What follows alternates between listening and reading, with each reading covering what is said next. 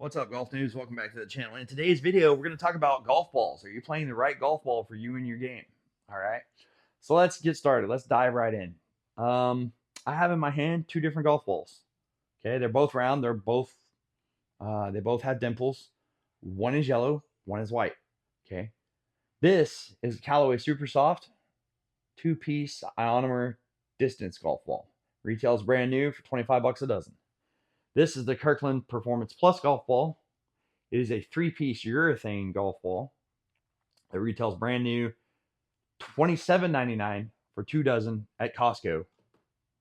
Okay. They look pretty similar other than the colors, but these two golf balls are very different. Okay. Why are they very different? Mainly because of this piece right here.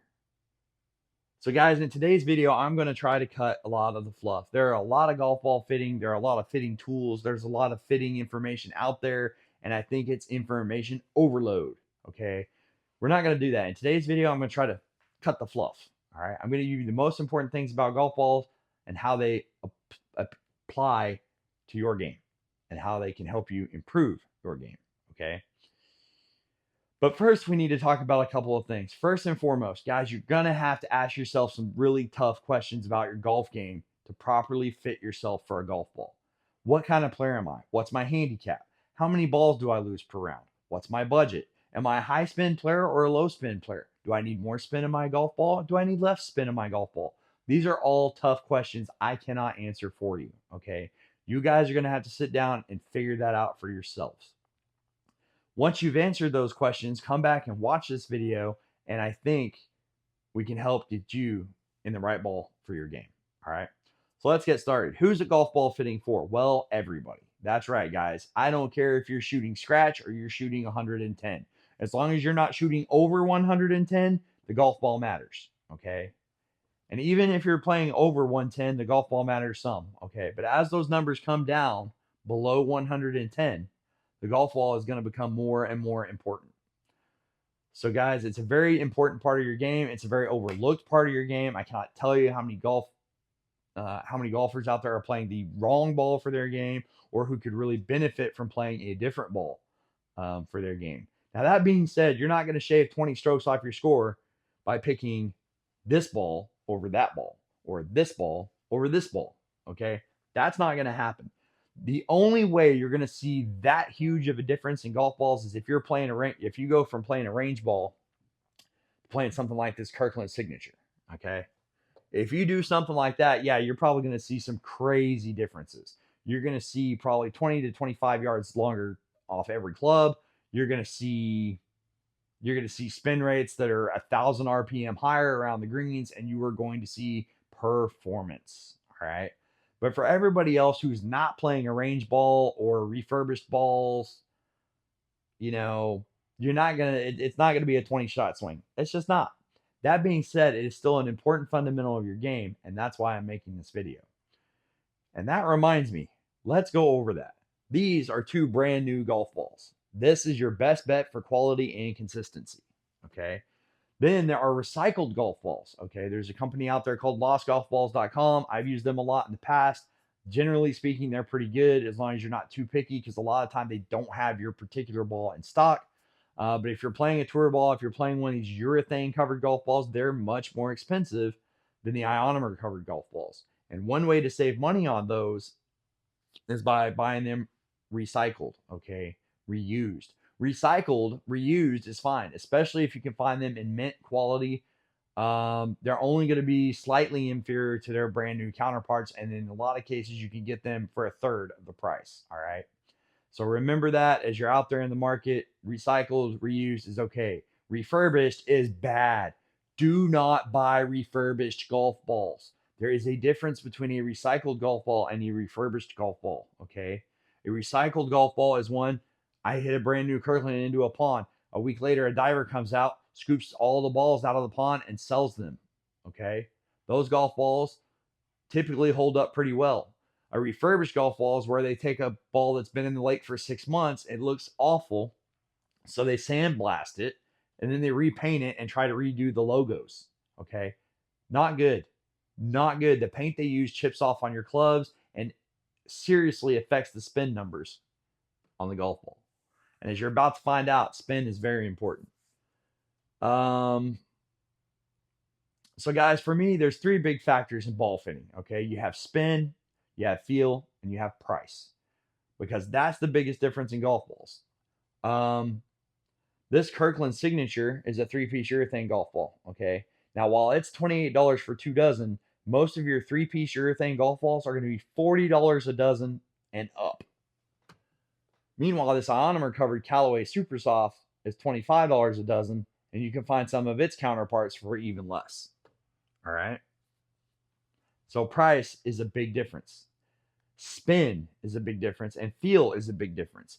What do I mean when I say feel? Two things determine the feel: how soft this outer cover is, and how hard this inner mantle and core are. Okay, and the compression of that core. That's what's going to determine the feel of the golf ball. This golf ball feels almost like a brick when you hit it. Not gonna lie. Okay, and I'm not bashing this golf ball. I played this golf ball almost religiously for the last 2 years. And I really am a fan, especially for the price point. But guys, this is a 90 compression golf ball. This is a 35 compression golf ball. This is like hitting one of those little rubber super balls we used to get out of the little gumball machines when we were kids. For those of you who are old enough, that's what it feels like when you hit one of these with a 7-iron. When you hit this with a 7-iron, you're gonna feel it. It's almost like hitting a rock. Like almost as bad as hitting one of those old top flights from back in the 80s. All right. You hit this, it's lovely soft feel. It's like hitting a Super Bowl or a marshmallow. Okay. But the spin characteristics and the performance characteristics of these two golf balls vary widely. Okay. And then of course, so that's where the feel comes in. The feel comes from the cover, hardness, and the compression of the golf ball. That's a personal preference. Some people like to play a golf ball that feels a little firmer. Some people like to play a golf ball that feels a little softer. Okay. Different horses, different strokes, different preferences. Okay. Not going to spend a lot of time on that. The absolute number one biggest thing in golf ball performance is spin. Okay. Off the tee, you want low spin for a straighter ball flight so you can keep that ball in the fairway and get some good distance. As we get closer to the green, however, spin becomes more and more important, because spin and trajectory is how we control the distance. And controlling distances from 120 yards in is what separates the 80s golfer from the Can't Break 100 golfer. Okay? Short game matters. The most critical shots on the golf course are the ones from 130 yards and in. Okay, that's going to make up probably 75% of your score. And don't forget to test these bad boys off your putter. Putting makes up 35% of the average player's score, even more if you're a poor putter. Okay, so make sure you test the way the ball feels coming off your putter. That's how I would suggest to get fit. There's two different ways to go about doing it. First, you can go down to the PGA Tour Superstore or Golf Galaxy, go full Bryson DeChambeau, get in the launch monitor. I think they charge between $20 and $50, somewhere in that range, for a ball fitting. You can go in there and see all the launch parameters for every club in your bag and really probably get it right the first 2 or 3 times you give it a go. Okay. You go in there, test a bunch of different golf balls. You're going to have probably your top 3. And then from there, it's just going to be price and personal preference. Okay. That's the most efficient way to get it done. Okay. But maybe you live in a small town. Maybe you don't have access to that sort of thing. What are you going to do? Okay. Well, I suggest you buy a sleeve of a couple of golf balls. If you can't do that, just buy a single dozen, okay? And start from the green and work your way back to the tee. Golf balls are pretty much the same off the tee, guys. For most players, most of the time, they're going to be pretty same off the tee. The night and day difference comes from those full shots and those partial shots from 130 yards and in, okay? If I hit a shot with this from 130 yards with my 9-iron, it's probably going to end up 6 to 10 feet away from its pitch mark, which generally speaking is probably okay. This one, however, if I hit that with my 9-iron, is probably going to stay within 3 feet of its pitch mark. So if I'm a pretty good golfer and I can generally get the ball to land at my target area, well, this is probably going to give me a little better control. All right. Once you get there, get on the greens, do some putting, figure that out, then move back to chipping. Okay. Start chipping some golf balls you're interested in. Okay. Are they predictable? That's what we're really looking for here. We're looking for predictable trajectory and predictable spin. Okay. That's the name of the game. That's how you score lower, is by controlling your shots in and around the green. Because if you can get the ball to spin properly, if you can get the trajectory right and control the distance, then you're looking at a 3-foot putt versus a 10-foot putt. And I don't know about you guys, but I'm going to make most of those 3-footers. Those 10-footers, depends on the day. All right.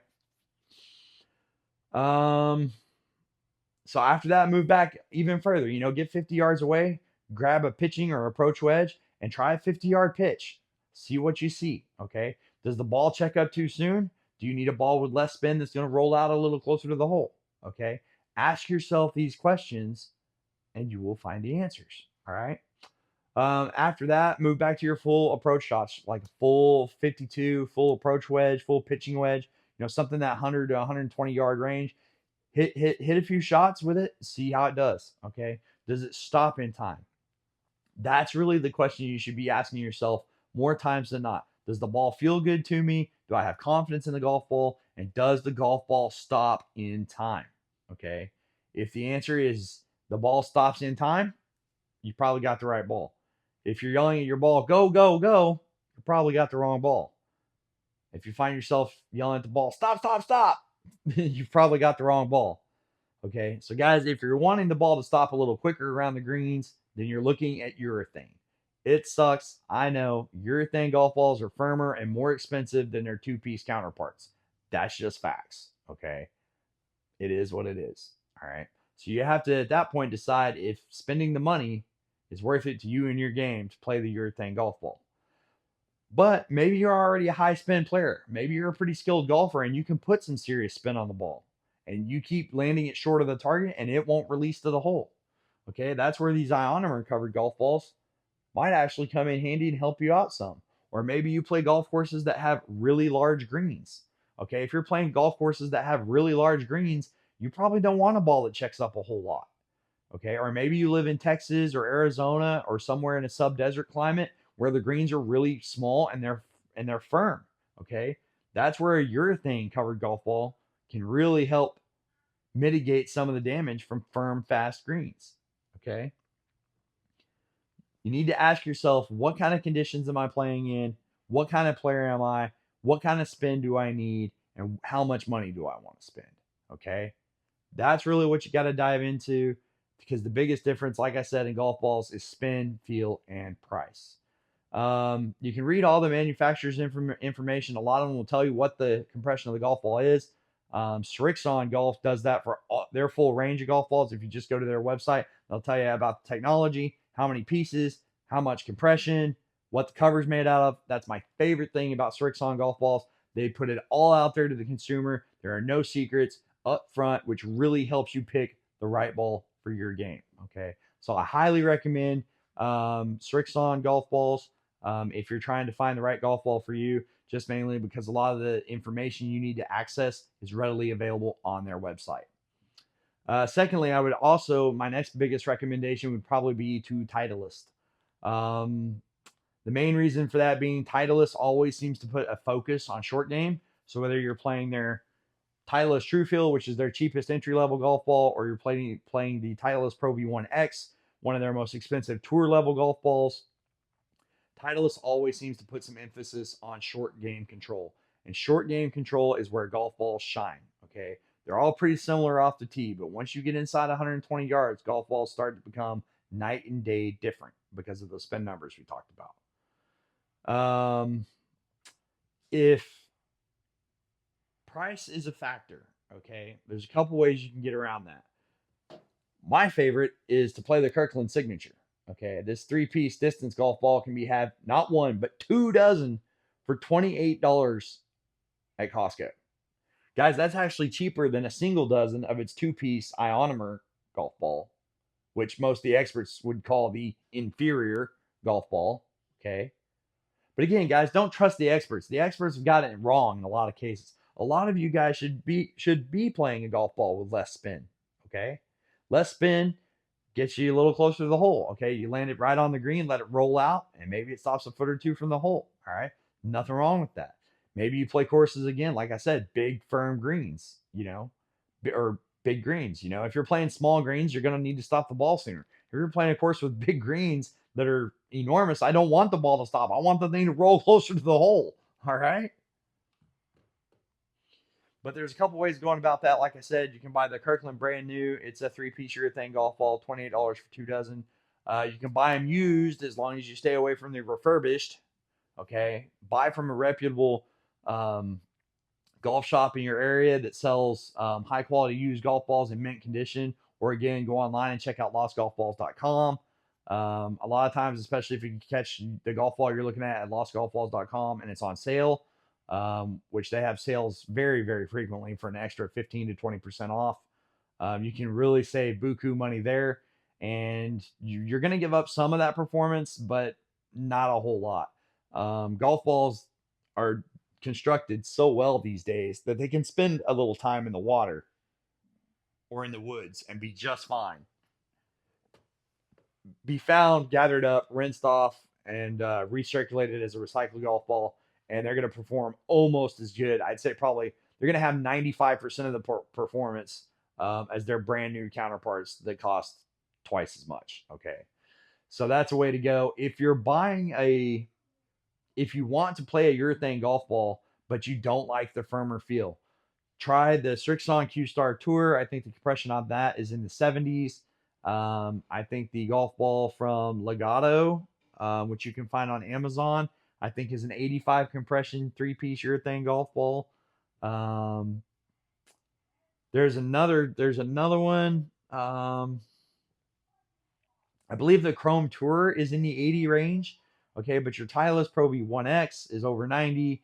Your Pro V1 is over 90. Your Kirkland Signature is over 90. The lower that compression number will give you back some of that soft sensation, some of that soft feel off the club face that you might be yearning for with some of these cheaper distance golf balls. All right.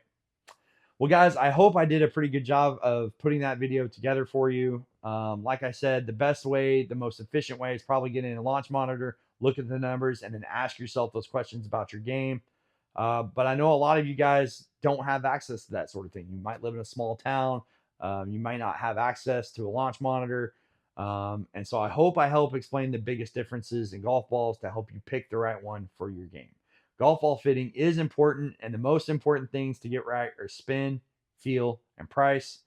I'll also add, I think it's incredibly important no matter which ball you choose to play the same model religiously, because that's going to add a level of predictability to your game that will help you shoot lower scores. All right. Guys, if you like this video, leave it in the comments. If you thought it was trash, leave it in the comments. Let me know. If you want to see a more in-depth video, really diving in deep to golf ball fitting and stuff, leave a comment. All right. The only way I know is if you give me some feedback. Till next time, like, subscribe, stick around. Golf Noob.